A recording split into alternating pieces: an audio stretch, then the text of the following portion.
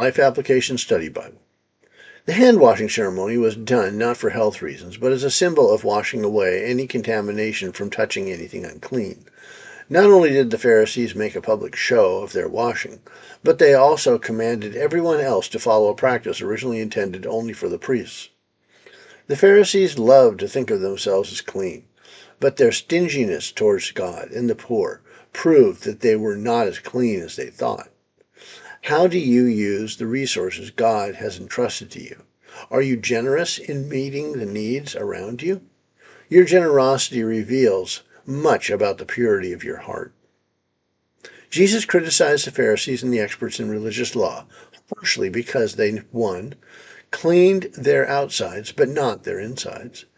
2. Remembered to give a tenth of even their garden herbs, but neglected justice. 3. Love, praise, and attention. 4. Loaded people down with burdensome religious demands. 5. Would not accept the truth about Jesus. And 6. Prevented others from believing the truth. They erred by focusing on outward appearances and ignoring the inner condition of their hearts. People do the same when their service comes from a desire to be highly respected rather than from a pure heart that is full of love and compassion for others. People may sometimes be fooled, but God isn't. Don't be a Christian on the outside only. Bring your inner life under God's control, and your outer life will naturally reflect it. It can be easy to rationalize not taking time to help others in need because we have already given money to the church to do so. But a person who follows Jesus should share with neighbors whenever the need arises. While tithing is important to the life of the church, our compassion must not stop there. Instead, on the alert to when and where you might help someone.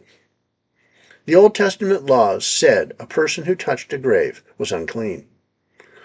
Jesus accused the Pharisees of making others unclean by their own spiritual decay.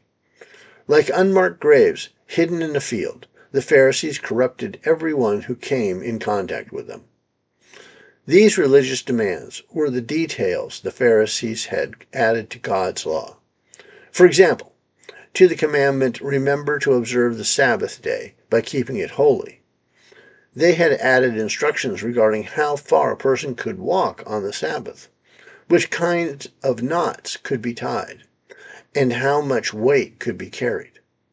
Healing a person was considered unlawful work on the Sabbath, although rescuing a trapped animal was permitted.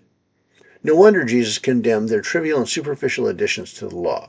Church leaders and Christian organizations today should be careful not to burden congregations or employees with the addition of rules and restrictions that can't be justified in Scripture, or by insisting that their rules have equal authority to the Bible's.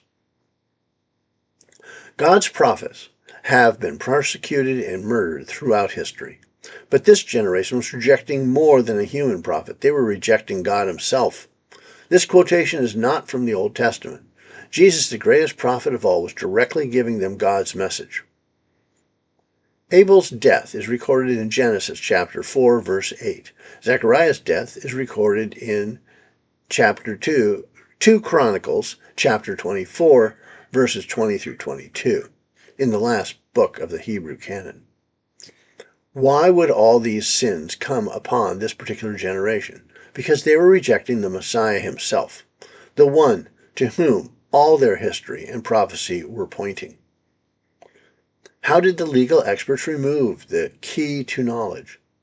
Through their erroneous interpretation of Scripture and their added human-made rules, they were making God's truth hard to understand and practice.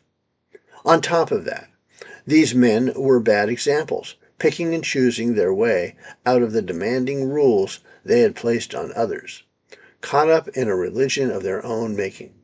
They could no longer lead the people to God. They had closed the door of God's love to the people and had thrown away the key. The teachers of religious law and the Pharisees hoped to arrest Jesus for blasphemy, heresy, and lawbreaking. They were enraged by Jesus' words about them. But they couldn't arrest him for merely speaking words. They had to find a legal way to get rid of him.